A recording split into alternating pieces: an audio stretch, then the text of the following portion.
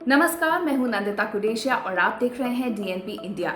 मंगलवार 5 अक्टूबर को supreme court ने केंद्र सरकार के प्रमोशन में आरक्षण के फैसले को सही ठहराने के लिए उनके सामने डेटा पेश करने को कहा।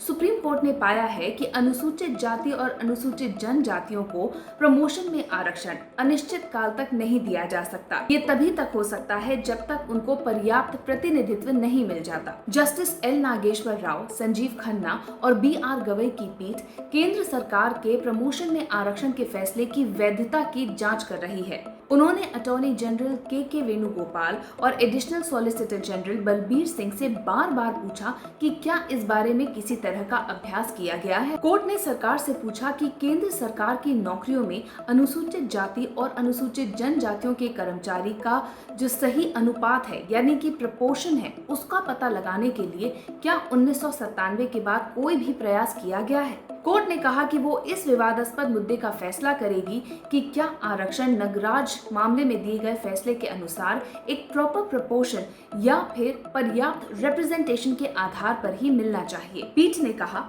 1997 के बाद सरकार ने प्रमोशन में आरक्षण जारी रखने के लिए उसके प्रतिनिधित्व की पर्याप्तता और अपर्याप्तता का पता लगाने के लिए क्या अभ्यास किया। एक विशेष अवधि के बाद अनुसूचित जाति या अनुसूचित जनजाति का प्रतिनिधित्व 15 से 7.5% से अधिक होना तय है। हम ये पता लगाना चाहते हैं कि क्या सरकार द्वारा ये डेटा प्राप्त करने के लिए कोई अभ्यास किया गया था।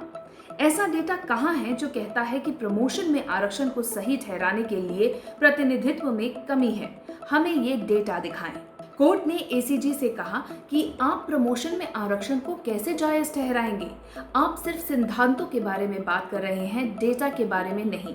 प्रमोशन में आरक्षण को जारी रखने के लिए कुछ औचित्य होना जरूरी है। अटॉर्नी जनरल के वेणुगोपाल ने कोर्ट में बताया कि 1965 में सरकारी नौकरियों में SC कर्मचारियों की संख्या 3.34% थी, जो अब बढ़कर 17.5% हो गई है। इसी तरह ST कर्मचारियों की संख्या जो पहले 0.62% थी, अब बढ़कर 6.8% हो गई है। उन्होंने कहा कि SC/ST कर्मचारियों का प्रतिनिधित्व ग्रुप C और D कैटेगरी की नौकरियों में ज्यादा है, जबकि ग्रुप A और B श्रेणियों में कम है। AG ने यह भी तर्क दिया कि पर्याप्त प्रतिनिधित्व का मतलब है कि सरकारी नौकरियों में उनका हिस्सा जनसंख्या में उनकी हिस्सेदारी के प्रपोर्शन में होना चाहिए। इस पूरे मामले में शुरुआत से लेकर अब तक क्या हुआ है, आइए आपको पूरी टाइमलाइन बताते हैं। 1992 का Indira Sahni case creamy layer को OBC आरक्षण से दूर किया और आरक्षण में 50% की सीमा तय कर दी गई। 2006 M नागराज केस प्रमोशन में रिजर्वेशन की सीमा को न्यायोचित ठहराने के लिए मात्रात्मक आंकड़ा जुटाने की शर्त अनिवार्य कर दी गई। 2018 जर्नैल सिंह केस नगराज केस पर पुनर्विचार का आग्रह खारिज कर दिया गया। क्रीमी लेयर के SC/ST कर्मचारियों को प्रमोशन में रिजर्वेशन का लाभ नहीं देने का फैसला सुप्रीम कोर्ट ने दिया था। 2019 पवित्र 2 जजमेंट सुप्रीम कोर्ट ने पदोन्नति में आरक्षण के लिए निर्धारित शर्तों को नर्म कर दिया था। क्या है ये पूरा मामला, आपको बताते हैं। दरअसल ये पीठ जर्नैल सिंह बनाम लक्ष्मी नारायण गुप्ता और इससे जुड़े कुछ और मामलों पर सुनवाई कर रही है। इनमें से कुछ मुद्दों को 5 सदस्यीय बेंच के सामने रखा गया। इस बेंच ने M नागराज बनाम भारत संघ के 2006 के फैसले के संदर्भ में उत्तर दिया। पीठ ने कहा कि SC/ST समुदाय को पदोन्नति में आरक्षण देने के लिए उनके पिछड़ेपन को दर्शाने वाला एक क्वांटिटेटिव डेटा जुटाना बेहद जरूरी है। उन्होंने कहा कि ये आंकड़ा भी सामने आना चाहिए कि उच्च पदों पर उनका पर्याप्त प्रतिनिधित्व है या नहीं। केंद्र सरकार का कहना है कि क्रीमी लेयर और प्रमोशन में प्रतिनिधित्व का आंकड़ा एकत्र करने का मुद्दा SC/ST पर लागू नहीं होता। इंदिरा साहनी मामले में SC/ST को इससे बाहर रखा गया था। इसके बाद केंद्र ने कोर्ट में एक अर्जी दाखिल की और कहा कि प्रमोशन न देने से प्रशासन पर असर पड़ रहा है। DOPT ने दिसंबर 2020 में विभिन्न पदों पर 149 लोगों को एडहॉक रूप से प्रमोट कर दिया। इसके बाद केंद्र सरकार के खिलाफ अवमानना की याचिकाएं डाली गईं। कोर्ट ने भी इस मामले में केंद्र के खिलाफ अवमानना का नोटिस जारी किया था। नेचर जर्नल में छपी एक शोध के मुताबिक भारत के शीर्ष वैज्ञानिक संस्थानों में नियुक्तियों में अनुसूचित जाति के लोगों के साथ भेदभाव किया जाता है।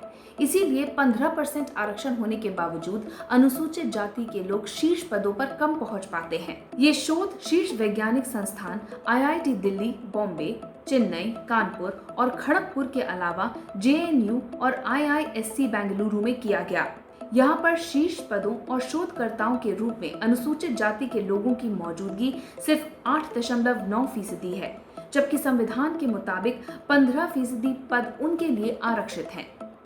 इन संस्थानों में 66.34% पदों पर सामान्य वर्ग एवं धार्मिक अल्पसंख्यक के लोग हैं। वहीं 24.76% पदों पर अन्य उपेक्षित समूह के कर्मचारी हैं। 5 शीर्ष IIT में अनुसूचित जाति के लोगों का प्रतिनिधित्व 6 से 14% के बीच है। IIT दिल्ली में ये 6 और खड़गपुर में 14% है। वहीं Indian institute of science Bengaluru में ये 12% दर्ज किया गया है। लेकिन 2020 में IIT दिल्ली के 218 और IIT बॉम्बे के 324 प्रोफेसरों में से एक भी अनुसूचित जाति का नहीं था। MIT के विज्ञान इतिहास लेखक आभा सूर की टिप्पणी भी शामिल की गई है। इसमें कहा गया है कि भारत के शीर्ष वैज्ञानिक संस्थानों में ब्रह्मांडवादी मानसिकता हावी हो रही है। इन सब बातों को ध्यान में रखते हुए ही अब कोर्ट ने केंद्र सरकार से पूछा है कि क्या प्रमोशन में आरक्षण को जारी रखा जाना उचित है या नहीं। हमारी इस रिपोर्ट के बारे में आपकी क्या राय है, कमेंट सेक्शन में जरूर लिखिएगा। साथ ही अब तक अगर आपने हमारा चैनल सब्सक्राइब नहीं किया तो जल्द ही इसे सब्सक्राइब, लाइक और शेयर कीजिए। नमस्कार।